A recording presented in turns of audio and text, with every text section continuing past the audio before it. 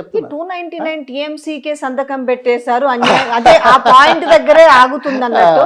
సాంకేతిక విషయాలను ముందర పెట్టి నాకేదో బాగా తెలుసని 8 మంది మంత్రులు, తర్వాత ఈయనే మీడియా మీటింగ్ ముందుకు వచ్చి సమాచారం లేదు మళ్ళీ మాట్లాడతా అనుకునే దౌర్భాగ్యపు నాయకత్వ లక్షణాలు కలిగిన ప్రభుత్వం లోపట అసలు తెలుసా, తెలంగాణ ఏర్పడే నాటికి కృష్ణానదిలో నీళ్లు ఏ ప్రాజెక్టులకు ఎన్ని ఇచ్చారో తెలుసా?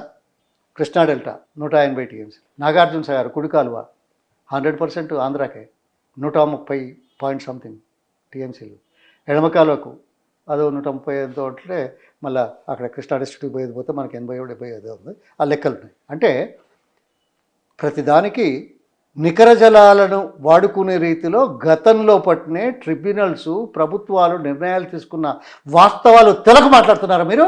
ఇవాళ కొత్తగా అడిగాడు ఆయనే. అవును, తెలంగాణకు 299 వస్తున్నాయి. ఉమ్మడి రాష్ట్రం లోపల తెలంగాణకు 299 ప్రాజెక్టులు 299 ఎంతో ఉన్నాయి. మిగతా 500 పైసలకు ఆంధ్రకు పోతున్నాయి. తెలంగాణ ఏర్పడింది కాబట్టి ఇలా 3 అంశాలు మీకు తెలియలేదు. నాకు కోపం వస్తుంది. నేను కూడా పార్టీలు ఉండొచ్చిన. తెలంగాణ ఏర్పడ్డప్పుడు ఇలా 3 గతంలో ఎప్పుడో మొదలుపెట్టిన ప్రాజెక్టులు కాబట్టి నీళ్ళు ఇవ్వాలనేది ఒక పద్ధతి, చారిత్రక సత్యం. దాన్ని కట్ చేయకూడదు, నోటిబుక్క తీయకూడదు. ఇది దేశంలో జరుగుతున్నది, అంతటా జరుగుతున్నది. ప్రభుత్వాలు తీసుకునే నిర్ణయాలు దీనికి కట్టుబడి ఉంటాయి. ఏర్పడిన తర్వాత ఒకటేమో మా అవసరాలు తీర్చడానికి నీళ్లు పూర్తి స్థాయిలో రావట్లేదు, ఇంకా మేము ప్రాజెక్టులు చేపట్టాలి, బీడు భూములు ఎక్కువగా ఉన్నాయి అనేది ఒక. రెండవది, భూమి పైన ఉంది కాబట్టి, ఎత్తు మీద ఉంది కాబట్టి గ్రావిటీ ద్వారా సహజంగా వచ్చే నీళ్లు రాలేవు, ఎత్తిపోసుకోవాలి.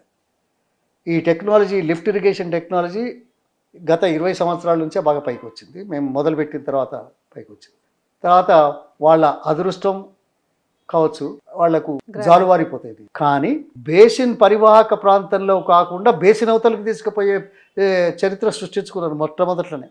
అప్పుడెప్పుడు అంటే మన అవసరాలు కాకుండా ఇతర బేసిన్ అవసరాలకు నీళ్లు వాడుకునే నేపథ్యంలో మీకు 500 పైచలకు ఉన్నాయి. అవి దాన్ని మార్చే ప్రసక్తి లేదు. కానీ కొత్తగా నీళ్ళు ఇచ్చే దాంట్లో మాత్రం తెలంగాణకు ప్రాముఖ్యత ఇవ్వాలనేది గట్టి వాదన, సమంజసం.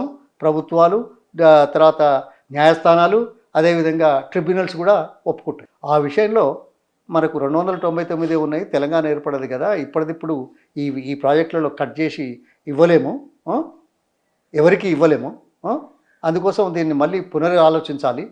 ఆలోచించి నీటి లభ్యతను 75% నుంచి 60% చేస్తే ఇంకా ఎక్కువ ఉంటాయి అనేది వచ్చినప్పుడు పరిశీలించవచ్చు అని అదొక అంశాన్ని పెట్టుకొని